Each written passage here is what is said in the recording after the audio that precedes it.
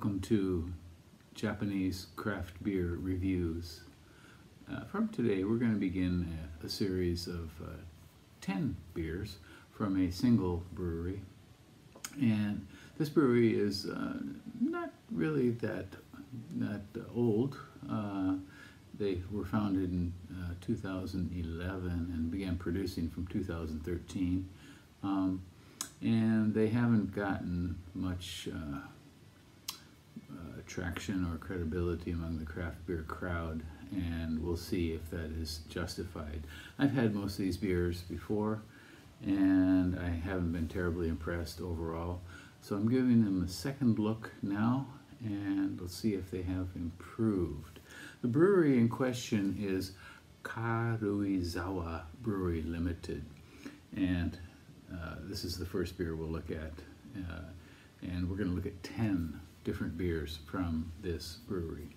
Karuizawa Brewery is located in Saku, Nagano Prefecture, which is just outside of perhaps a suburb of the town of Karuizawa. And this brewery is not to be confused with other beers you may see called Karuizawa Kogen. That is a line of beers from Yoho Brewing, which is in Karuizawa. So don't be confused. There are two breweries there, Yoho and Karuizawa Brewing. But Yoho also has a line called Karuizawa Kogen, Karuizawa Valley.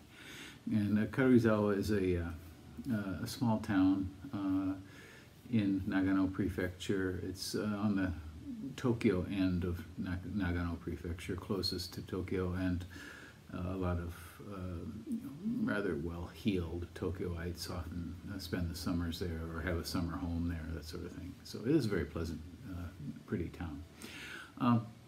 So Karuizawa Brewing has currently 13 different beers listed on their website, and we will look at 10 of them.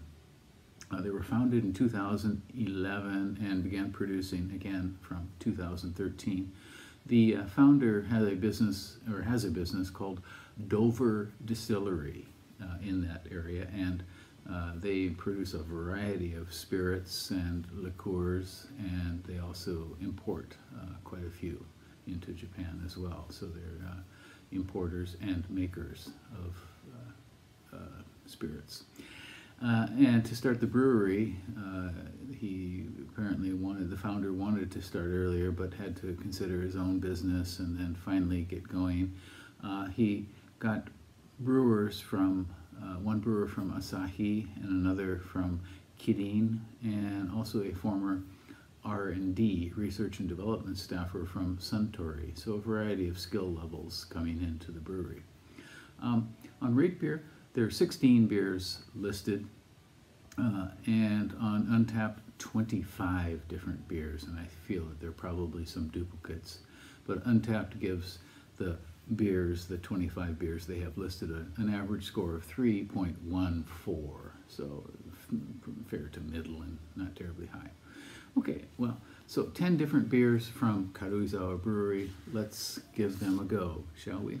Right, and we are moving along now, and we're going to explore another beer from Karuizawa Brewery, and it is Karuizawa Asama Kogen Premium Dark. And actually they put Asama Meisui here, so the water from that mountain. And this is they call it a premium. We have a video of another beer which is simply called Dark, and that one has adjuncts. It contains rice and corn starch in it. This one is all malt, hops and malt. The malt is Canadian and German, it says. And so they have a series for some beers. Some are premium. Those are all malt, and the ones that don't say premium mean they have adjuncts in them. So this is classified as an amber lager Vienna, 5.5%, so a little bit higher in alcohol than the dark, which we just looked at recently. And RateBeer, 21 ratings, 2.56 out of 5, 12 percentile for all beers on RateBeer, and 37 percentile for its style, which is, again, Amber Lager Vienna. Untapped gives it 627 separate ratings at 3.19. And again, the Untapped ratings seem to be a little bit higher than RateBeer. I had this several years ago, about 6-7 years ago, and I gave it 2.3, so not terribly high. This beer was given an award at the World Beer Awards in 2019, a design award, and I assume they mean the design for the can. It doesn't look, the design looks similar to some of their other cans. The coloring is different, but basically a tree with some deer underneath it. In any case, let's give this one a go. It's their Premium Dark Amber Lager Vienna. Okay, this one is darker definitely than their regular dark, non-premium dark. Okay, so it is kind of a dark, excuse me, I would say kind of coppery amber, with a half a finger of just slightly off-white foam. A bit clumpy and sticky, and carbonation. You can see it kind of rising up there very slowly. Okay, and let's try the aroma. Okay, so the aroma has some kind of dark fruit, perhaps something like raisins, but like the other dark, it seems kind of sour, kind of, again, not quite pickle-like, but yeah, sour. What the aroma equivalent of sour would be. So I'm getting something like grape or raisin, some cardboard in there as well.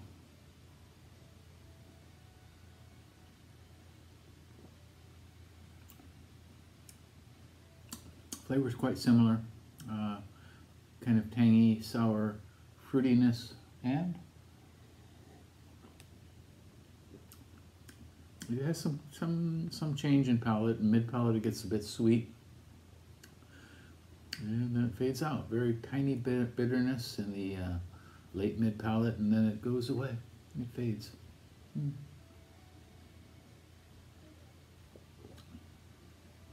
When I had this before, I know I noticed a very rough, bitter finish, but this does not have it. But still, this is not a top-notch amber lager or Vienna by any stretch.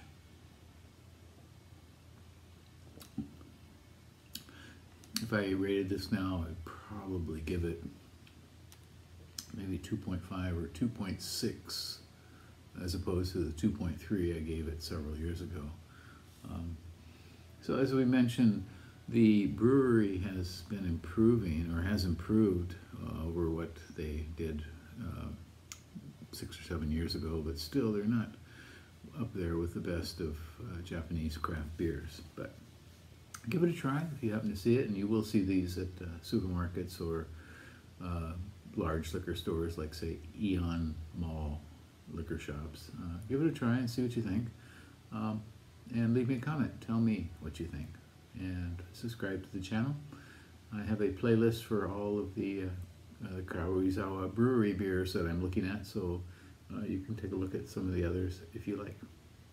Okay, that's it. And we have a couple more beers from this brewery we'll be looking at. This is actually the 8th one, and there are 10 that I'm looking at in this series. So tune in for that too as well. Take care. Bye-bye.